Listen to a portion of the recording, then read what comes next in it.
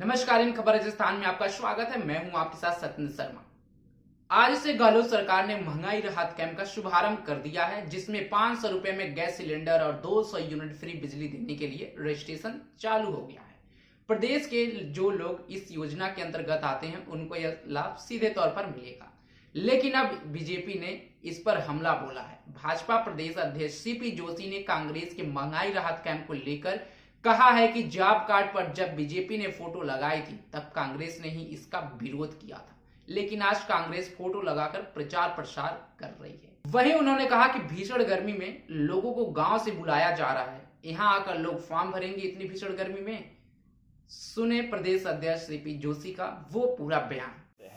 लेकिन ये पहला अवसर है, कोई गांव का गरीब या बुजुर्ग कैसे वो 250 रुपये पेंशन के बढ़ाने के लिए 50 रुपये से 100 रुपये यूनिट बिजली करने के लिए का लाभ लेने के लिए वो कैंप में आना पड़ेगा, वो गर्मी में वहाँ से चल कर आएगा। इन्हीं लोगों ने आज जॉब कार्ड पे आप अपना फोटो लगा कर कह रहे हो, जब भारतीय जनता पार्टी की सरकार थी तब आप ही लोगों ने विरोध किया था कि आप फोटो क्यों लगा रहे हैं। आप ही लोगों ने कहा कि इन कैंपों में इतना पैसा खर्च हो रहा है। तो आखिर आप सरकार में आने के बाद जब आपका समय चंद दिनों का बचा है, आपकी सांसें बहुत कम बची है सरकार की, तब आप इस प्रकार के निर्णय कर रहे हो, तो जनता सब जानती है कि आपने महंगाई को रोकने के लिए 4.5 वर्ष में आज डीजल हो या पेट्रोल हो चाहे बिजली हो, देश भर में सबसे ज़्यादा डीजल पेट्रोल और बिजली कहीं है तो वो राजस्थान में है। आपने इसके लिए पिछले 4.5 वर्ष में क्या किया?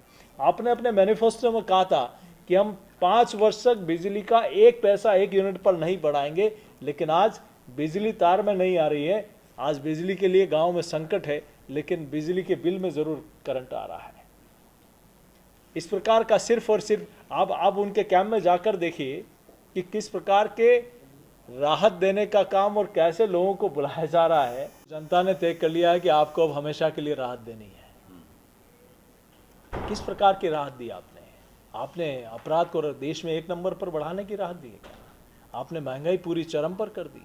आज राजस्थान का युवा भटक रहा है। कैसे किस प्रकार से आरपीएस जैसी पवित्र संस्था को आपने कहाँ लाकर खड़ा कर दिया?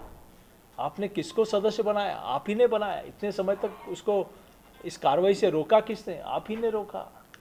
कैसे आज युवा अपने आप को ठगा सा महसूस कर रहा है? उसके सपनों को किसने रोंदा? लाखों युवा आज अपने आप को ठगा सा महसूस कर रहे हैं, जिसके साथ आपने वादा किया था कि हम आपको रोजगार देंगे, हम आपके सपनों को उड़ान देंगे, वो सपना आज टूट चुका है। तो आज राजस्थान का युवा भी कमर कस के बैठा है। किस प्रकार से इन्होंने कार्रवाई, आज मिस्टर जारोली जी को इन्होंने बर्खास्त किया। उन्होंने कहा कि इसके तार ऊपर तक जुड़े हुए हैं, तो क्यों नहीं उसकी जांच होती? क्यों सिर्फ मोहरों को पकड़ा जा रहा है? तो इसके तार जब ऊपर तक जुड़े हैं, तो जहां ऊपर तक कार्रवाई नहीं होगी जब तक इसका सच सामने नहीं आएगा। जन आक्रोश महागिराव के कार्यक्रम चल रहे हैं, कितने हो गए, कितने बाकी रह गए, कब तक? देखिए, जन आक्रोश यात्रा में भारतीय जनता पार्टी ने हर गांव ढाणी तक पहले पहुंचने का काम किया। उसके बाद विधानसभा स्तर पर कार्यक्रम हुए। अब जिला स्तर पर बड़ी संख्या में जनता का इसमें समर्थन मिल रहा है, क्योंकि हर जिले में कहीं तुष्टीकरण, कहीं बजरी माफिया, कहीं भू माफिया, कहीं कानून व्यवस्था, कहीं वादा खिलाफी। आप ये देखिए 2014 में जो घोषणा, आप लोगों को मैं आग्रह कर रहा हूं, स्पष्ट दिखेगा इस सरकार का आईना कि 2018 में जो घोषणाएं की वो आज दिन तक जमीन पर नहीं दिखाई दी। सिर्फ घोषणाओं के अलावा कोई काम नहीं हो रहा है। दूसरा, चाहे मेडिकल कॉलेज हो, चाहे जल जीवन मिशन हो, चाहे आवास हो, चाहे आयुष्मान भारत हो, चाहे प्रधानमंत्री सड़क योजना हो, चाहे केंद्रीय सड़क, इन अधिकांश योजनाएं केंद्र की योजनाओं को अपना मुखौटा बनाकर जनता के बीच में आप जाने का प्रयास कर रहे हो। सावधान रहिए, जनता सब समझती है। आपने सिर्फ और सिर्फ राजस्थान को धोखा देने के अलावा कोई काम नहीं किया। इसलिए आप लोगों को भी एक बड़ा धोखा इस 2023 के चुनाव में मिलने वाला। एक महिला जब उसका ऑब्जेक्शन करती है तो एक झुंड के साथ आते हैं और घरों में घुसकर तलवारें और हथियार के साथ वहां हमला करते हैं। गुर्जर समाज का पूरा मोहल्ला है। पुलिस की निष्क्रियता और कानून व्यवस्था की बदहाली के कारण पुलिस का इकबाल समाप्त। मैं कहता हूं कि राजस्थान में कानून व्यवस्था नाम की कोई चीज़ नहीं है। चाहे करौली का दंगा हो, चाहे जोधपुर का हो, चाहे चित्तौड़ की हत्या हो, चाहे उदयपुर में कन्हैया जी की हत्या हो, चाहे आदर्श सापड़िया की हत्या हो, ऐसे सारे आप पूरे विषय उठा के देखेंगे तो साफ रूप से लगता है कि सरकार भीलवाड़ा में अपराधियों को पकड़ लिया। जब उनको कहा गया कि उनको पहचानिए, तो आप फर्जी आदमी को वहां बिठाकर उसको शो करना चाहते हो कि हमने अपराधियों को पकड़ लिया। उदयपुर में क्या हुआ, उस व्यक्ति ने कहा कि मेरी जान को खतरा है, मुझे बचा लीजिए, मुझे सुरक्षा दीजिए। उसकी नहीं सुनी और अंततः उसकी हत्या हो गई।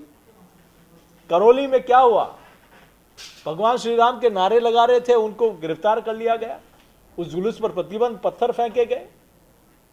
किस प्रकार के और जिस प्रकार से अभी मालपुरा में घटना हुई है, निश्चित रूप से इसमें शासन प्रशासन नाम की कोई चीज़ राजस्थान में नहीं बची है। और उसी का ताज़ा उदाहरण है कि घर में घुसकर लोग मारपीट करते हैं, हथियार लेकर घुसते हैं, लहू लुहान कर दिया जाता है, तब जाकर इसी प्रकार की घटनाएं सामने। जब अपराधियों में भय नहीं होता है और अपराधियों में विश्वास होता है और आम जन में भय का वातावरण राजस्थान में दिखाई दे रहा है। राजस्थान से जुड़ी तमाम खबरों की जानकारी के लिए बने रहे हमारे साथ और देखते रहें इन खबर राजस्थान। नमस्कार।